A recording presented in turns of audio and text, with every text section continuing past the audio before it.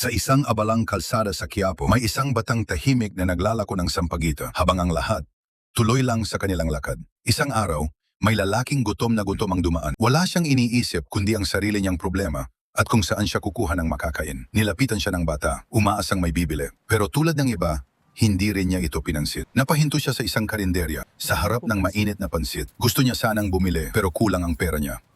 Habang naglalakad palayo, naalala niya ang bata.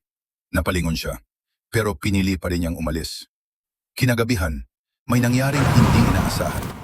Kinabukasan, bumalik siya sa parehong lugar. Hinahanap ang batang nakita niya, pero wala na ito. Oh, yun ang akala niya. Kaulit? Dahil maya-maya, nakita niya ulit ang Bili po bata. kayo ng sampagita. Tahimik, nakatingin, at tila may kakaiba na sa kilos. Lumapit siya, at sa pagkakataong ito, Sige, bumili na siya. bibili Pero ako. may isang bagay na hindi niya maipaliwanag. Bakit parang malamig Salamat po. ang kanyang pakiramdam? At sa isang iglap, paglingon niya, wala na ang bata. Kuya, nakita niyo po ba yung batang nagbebenta ng sampagita dito? Sandaling natahimik ang matanda, bago siya sumagot. Hindi mo ba nabalitaan? Nahagip siya ng jeep, nakaraan lang. Nakakalungkot, wala na siya. Parang huminto ang mundo ng lalaki. Dahan-dahan niyang tiningnan ang hawak niyang sampagita, at doon niya naunawaan ang lahat. Huli na pala ang pagkakataong tumulong.